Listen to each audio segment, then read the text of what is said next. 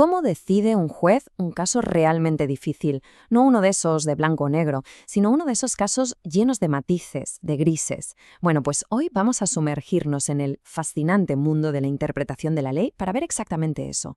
Para empezar, vamos a plantear un acertijo que parece muy simple, pero que en realidad esconde un dilema legal enorme. La norma prohibido vehículos en el parque. Suena bastante clara, ¿verdad? Pues vamos a ver qué pasa cuando la aplicamos a situaciones del mundo real. ¿Esto sería una infracción? A ver, si aplicamos la ley al pie de la letra, una ambulancia es un vehículo, así que técnicamente sí. Pero claro, el sentido común nos grita que no, que el propósito de la norma no puede ser impedir que se salve una vida.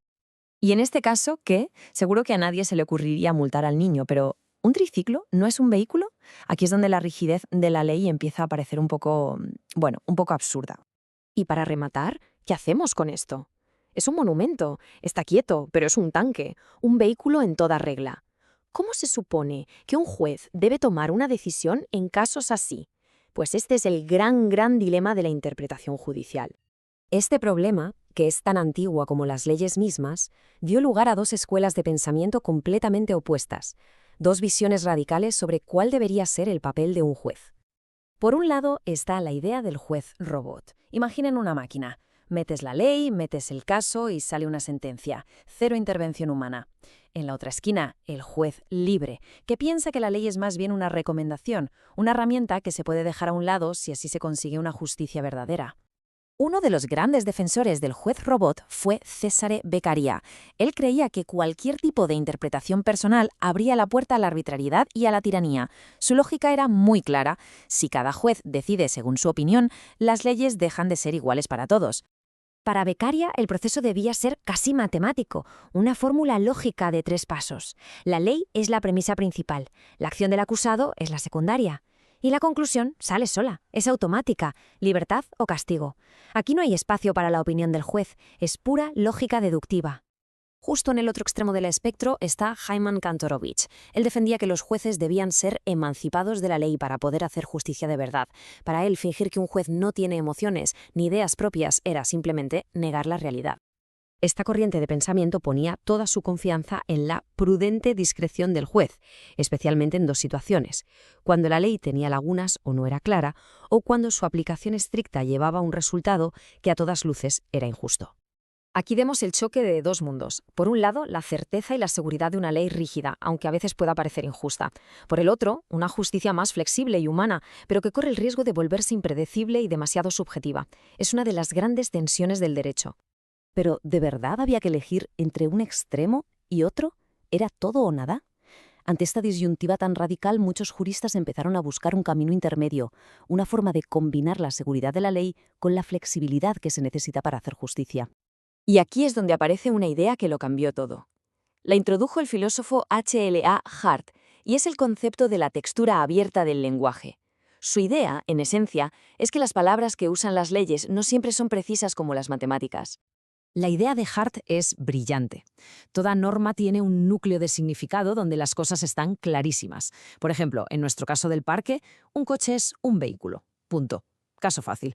Pero alrededor de ese núcleo hay una zona de penumbra, una zona gris donde caen los casos difíciles, la ambulancia, el triciclo, y es en esa zona donde los jueces no tienen más remedio que usar su criterio, tienen que decidir. Este concepto de la zona de penumbra fue un paso de gigante, pero claro, no resolvió la pregunta del millón. Vale, el juez está en la zona gris, ¿y ahora qué?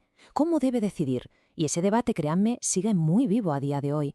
Ya en tiempos más modernos, algunos autores, como Luigi Gerrajoli, ven al juez como una especie de guardián. Para él, el trabajo de un juez no es ser un aplicador neutral de reglas, es interpretar la ley de forma activa para proteger a los más vulnerables y fortalecer la democracia. Otros, como el jurista estadounidense Richard Posner, proponen un enfoque mucho más práctico. Su idea es: dejémonos de teorías abstractas y centrémonos en las consecuencias reales de las decisiones. La mejor sentencia es la que funciona mejor en la práctica, la que produce el mejor resultado para la sociedad. Y luego tenemos la ambiciosa idea de Ronald Dworkin. Él imaginó un juez ideal, al que llamó Hércules. Un juez con una capacidad sobrehumana para analizar todo el sistema legal en su conjunto, leyes, principios, historia, y encontrar la única respuesta correcta para cada caso, por muy complicado que fuese. La idea de este juez Hércules nos lleva a una pregunta filosófica fundamental. Cuando un juez dicta sentencia, ¿Está creando una respuesta nueva o está en realidad descubriendo la solución que ya existía, oculta en los principios del derecho? Toda esta discusión, que puede parecer muy teórica, se vuelve increíblemente práctica e importante cuando la aplicamos al documento legal más fundamental de cualquier país, su Constitución. Las constituciones están llenas de ese lenguaje con textura abierta del que hablaba Hart. Palabras como dignidad, libertad o bien común no tienen una definición matemática. Por eso, la filosofía que tenga un juez en la cabeza es absolutamente crucial para darles un significado concreto y, en última instancia, para definir el alcance de nuestros derechos. Interpretar la ley no es como interpretar una película. La interpretación de un juez tiene un poder inmenso por 3 razones. Primero, porque tiene consecuencias directas en la vida de la gente. Segundo, porque se hace dentro de un sistema de reglas y autoridad. Y tercero, y esto es clave, porque siempre aspira a ser la respuesta correcta según el derecho, no una simple opinión personal. Al final, la pregunta nos la tenemos que hacer todos. Cuando la ley entra en esa zona gris, en esa penumbra, ¿qué tipo de juez queremos que decida nuestro caso? ¿Uno que aplique la letra pequeña sin más? ¿O uno que busque la solución más justa o la más práctica? La respuesta no es solo académica. Define el equilibrio entre certeza, justicia y derechos en la sociedad en la que vivimos.